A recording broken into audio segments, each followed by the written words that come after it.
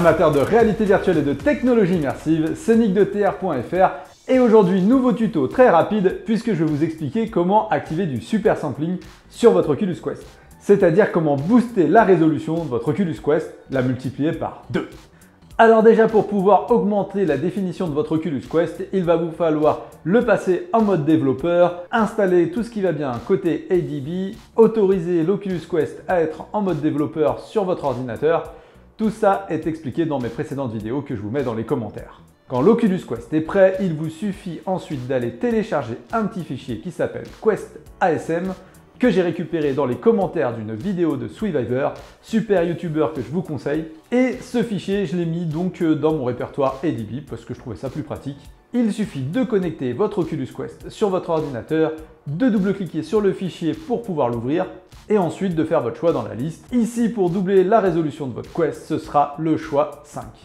Voilà, c'est aussi simple que ça. Une fois que c'est fait, vous pouvez débrancher votre Oculus Quest si vous le souhaitez et la prochaine application que vous allez lancer va se lancer avec une définition 2 fois boostée par rapport à celle que vous avez d'habitude. Alors c'est vrai qu'avec un super sampling x2, c'est extrêmement net. C'est vraiment sans doute l'image la plus nette que j'ai pu tester en réalité virtuelle jusqu'à présent. Grâce au Quest et sa définition déjà très boostée, plus le super sampling x2, on est vraiment sur quelque chose de très net. Malheureusement, comme vous le voyez ici, je suis entre 20 et 30 images par seconde, donc c'est très laborieux, c'est vraiment pas agréable à jouer et ça va être le cas dans la plupart des applications qui sont un peu gourmandes.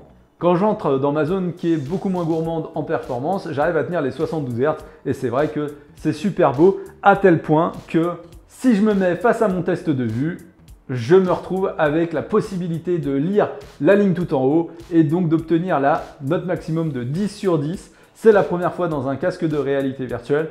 C'est pour vous dire à quel point c'est net. Dommage que ce soit injouable dans la plupart des jeux, mais c'est très prometteur pour la suite. D'ailleurs, ça va m'obliger à revoir mon test pour mettre un petit peu plus de challenge pour les prochains casques. Voilà, donc si dans certains contenus, vous allez pouvoir tenir une fréquence acceptable, je pense à Beat Saber, aux applications vidéo, à ce genre de contenu pas trop gourmand. Dans la plupart des autres applications que j'ai pu tester, c'était quasiment injouable et je vous recommande quand même chaudement de privilégier le super sampling par défaut pour avoir un maximum de fluidité. Ça reste donc pour moi une fonctionnalité sympathique si vous voulez essayer, mais que je ne recommanderais pas d'utiliser comme une généralité. Surtout qu'à chaque démarrage du casque, vous allez devoir appliquer la bidouille, ce qui n'est pas super pratique. D'ailleurs, si vous voulez revenir aux paramètres par défaut, c'est très simple.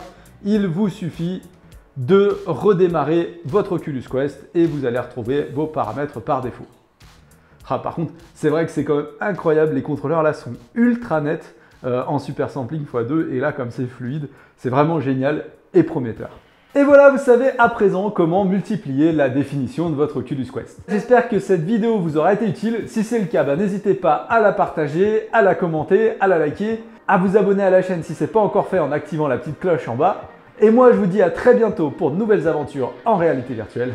À bientôt les amis.